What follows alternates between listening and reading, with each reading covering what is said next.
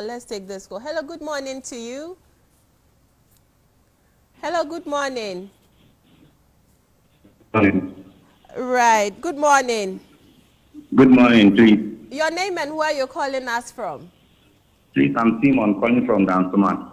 Right, so let's hear from you. Okay, please, it's like your guest is hitting more on submission. So I want to know if being submissive alone is important or the main factor to sustain a marriage, or there are other ingredients to spice it up. I want you to explain further. Right, thanks so much for calling. He's going to take that on for you. All right, so 11 afternoon, I will come to the question. Let me end. I'm saying that Right. when you're in the boxing ring, I can hate this gentleman. People will applaud me. I will be giving, a medal that I will not to say champions, whatever, because I've beaten him. But the moment I step out of the boxing ring and I hit anybody, I'll be arrested. What is legal in the boxing ring, the moment you step out of the boxing ring becomes illegal. God designed what is in between your legs for something special. The moment you do it outside marriage, it becomes a problem for you. Are you getting it? So those of you out there who don't understand why God will say that as a woman you have to wait till marriage before you allow a man to sleep with you, and you think God is stopping. No, God is so wise. He designed you. I normally say this, when the one who designed this phone tells me this phone is not water resistant, don't put it inside water. And you say, well, I bought it with my money, I can do whatever I like, and you put it inside water. When you put it on, it doesn't come on, you can't blame the manufacturer. He designed the product, and he knows what the product can do and what it can do. The one who designed you in a special way. He knows you more than you know yourself.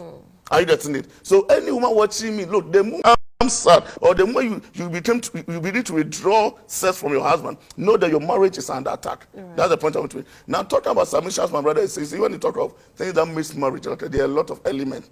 But the good news, and that's what many people are not aware, Lebanon, marriage was designed in a way that, just like as we have airplanes, most airplanes, you have two engines, which the idea is that when one goes off, one can still hold on.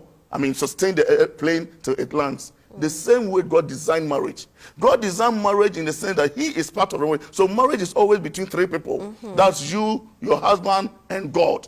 Now, he laid this foundation that even if one goes off, even if one becomes so useless in the marriage, let's say the man becomes useless, the woman have the mandate to hold on to the marriage, sustain the marriage. Right. Yes. The same way, if the woman goes off, the woman becomes useless in the marriage, you, the man, you have what it takes to hold on to the marriage. That's why God designed marriage, and he don't give room for divorce. Why? Let me show you this.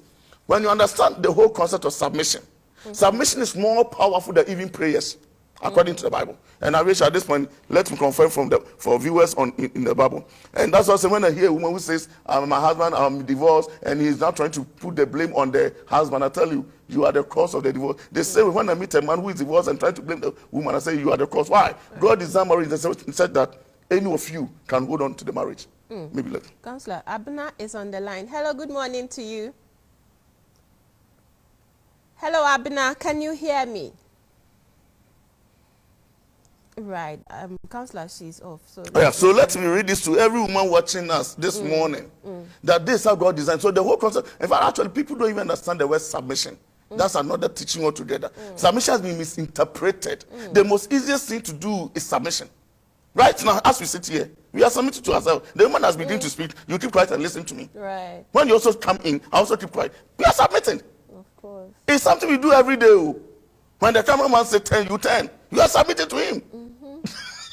We do this every day, but you see, the point because anytime you mention submission, you're looking at somebody going to oppose or let's say lord over you. No, submission is the most easy when you have understanding.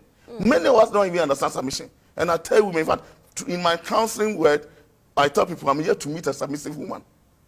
Oh. Yes, most of anyone who came around me. By the time we finished discussing what submission is, the woman herself will say, "No, Pastor, I have not started submission." Yes, anybody watching can open to Ephesians chapter 5. Now the Bible will tell you that wives submit to your own husband. Look at the way he put the own, which with submission is not general.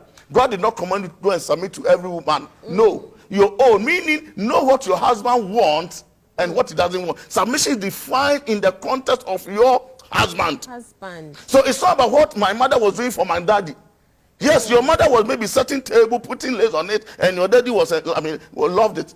Well, do you know your husband? Sometimes we take those things to marriages and all of That is wrong. That's what I'm saying. We are suffering. So you meet an average woman who thinks I'm doing all that I have to do, and my husband is appreciate. Your husband cannot appreciate it because you don't even understand what submission is. You don't import submission. Do you know what? What your father may like will not necessarily be what your husband wants. Your father.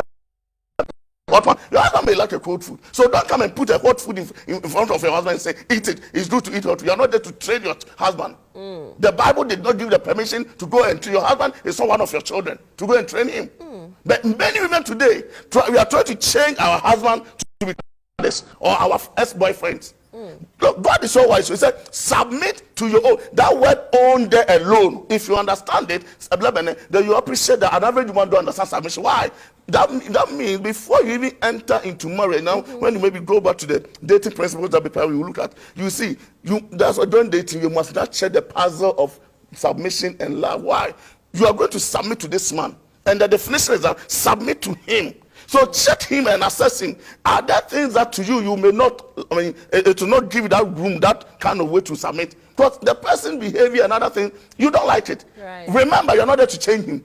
You are there with that command to go and submit. Meanwhile, that's why during dating is a time to check some of these things. You don't go into marriage and now want to be your boss there. No. The Bible commands you. Meaning, so the point is submit to your own husband. Like I said, it starts from knowing what your husband wants and what he doesn't want. Right. If you're able to get that alone, you started your journey. Right. So the conversation is getting very interesting.